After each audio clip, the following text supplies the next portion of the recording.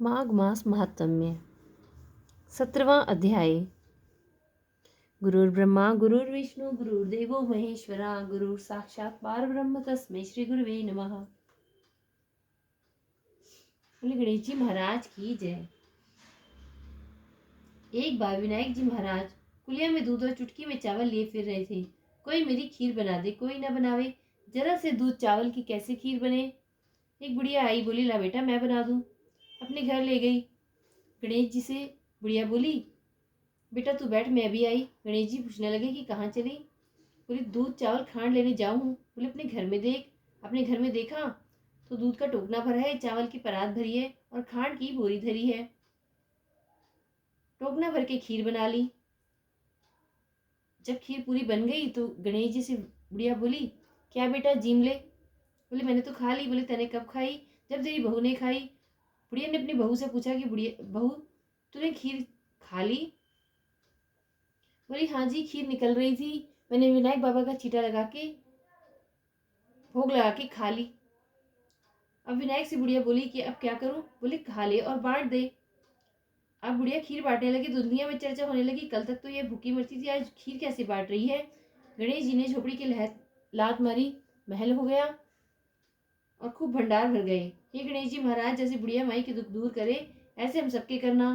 कहते सुनते हुंकारा भरने वालों के करना। बोलिए गणेश जी महाराज की जय। माघ मास महात्म्य 17वां अध्याय। विष्णु भगवान की जय, लक्ष्मी माता की जय। अप्सरा कहने लगी कि हे राक्षस, वह ब्राह्मण कहने लगा कि इंद्र इस प्रकार अपनी अमरावतीपुरी को गया।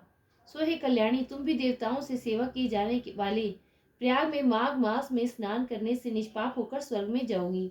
सो मैंने उस ब्राह्मण के यह वचन सुनकर उसके पैरों में पड़कर प्रणाम किया।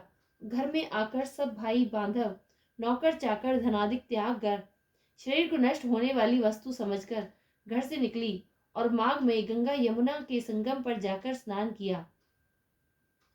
सो हे निशाचर, 3 दिन के स्नान से मेरे सब पाप नष्ट हो गए और 27 दिन के पुण्य से मैं देवता हो गई और पार्वती जी की सखी होकर सुख से निवास करती हूँ।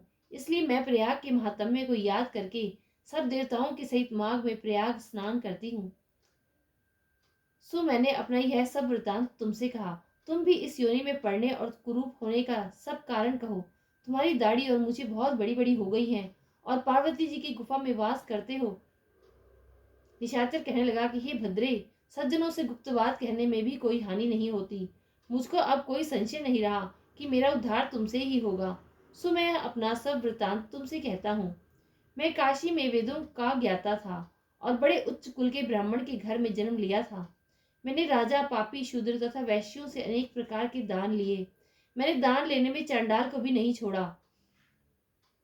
उस जन्म में मैंने कोई भी धर्म का कार्य नहीं किया, वहीं पर ही मृत्यु को प्राप्त हो गया। तीर्थ स्थान पर मरने के कारण नरक में नहीं गया। पहले 2 बार गिद्ध योनि में, 3 बार व्याघ्र योनि में, 2 बार सर्प योनि में, 1 बार उल्लू की योनि में और अब 10वीं बार राक्षस हुआ हूँ। सैकड़ों वर्षों से इसी योनि में हूँ। इस स्थान को 3 योजन तक मैंने जंतुहीन कर दिया। बिना अपराध के बहुत से प्राणियों को मैंने नष्ट किया। इस कारण मेरा मन अत्यंत दुखी है। तुम्हारे दर्शन से चित्त में कुछ शांति अवश्य आई है, क्योंकि सज्जनों का संग तुरंत ही सुखदायी होता है। मैंने अपने दुख के कारण आपसे कहे और सज्जन सज्जन लोग सदैव दूसरे के दुखों से दुखी होते हैं। अब यह बताओ कि इस दुख रूपी समुद्र को मैं कैसे पार कर सकता हूँ। क्या क्षीर सागर हंस को ही दूध देता है, बगुले को नहीं। दत्तात्रेय जी कहने लगे कि इस प्रकार उसके वचन सुनकर कांचन मालिनी कहने लगी कि हे राक्षस, मैं अवश्य तुम्हारा कल्याण करूंगी। मैंने दृढ़ प्रतिज्ञा की है कि तुम्हारी मुक्ति के लिए प्रयत्न करूंगी। मैंने बहुत बार प्रयाग में स्नान किया है। वेद जानने वाले ऋषियों ने दुखी को दान देने की प्रशंसा की है। समुद्र में जल बरसने से क्या लाभ। प्रयाग में स्नान करने का 1 बार का फल मैं तुझे देती हूँ। उसी से मैं तुमको स्वर्ग की प्राप्ति होगी। उसके फल का अनुभव मैं कर चुकी हूँ। तब से उस अप्सरा ने अपने गीले वस्त्र का जल निचोड़कर जल को हाथ में लेकर माघ स्नान के फल को उस राक्षस को अर्पण किया। उसी समय पुण्य प्राप्त वह राक्षसी शरीर को छोड़कर तेजमय सूर्य के सदृश देवता रूप हो गया। आकाश में विमान पर चढ़कर अपनी कांति से चारों दिशाओं को प्रकाशित करता हुआ शोभायमान होता हुआ कहने लगा कि हे ईश्वर, ईश्वर ही जानता है कि तुमने जितना उपकार मुझ पर किया है। अब भी कृपया मुझ कुछ शिक्षा दो जिससे मैं कभी पाप न करूं। अब मैं तुम्हारी आज्ञा पाकर स्वर्ग में जाऊंगा।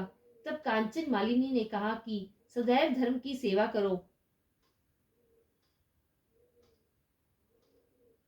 काम रूपी शत्रु को जीतो, दूसरे के गुण तथा दोषों का वर्णन मत करो, शिव और वासुदेव का पूजन करो, इस देह का मोह मत करो, पत्नी पुत्र धनादि की ममता त्यागो, सत्य बोलो, वैराग्य भाव धारण करो, योगी बनो।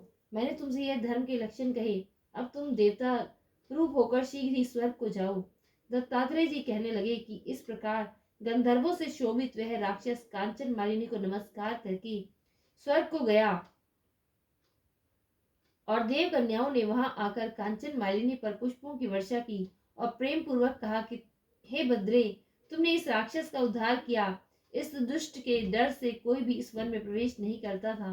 अब हम निडर होकर विचर सकते हैं। इस प्रकार कांचन मालिनी उस राक्षस का उद्धार करके प्रेम पूर्वक देव कन्याओं से क्रीड़ा करते हुए शिवलोक हो गई। बोले विष्णु भगवान की जय, लक्ष्मी माता की जय।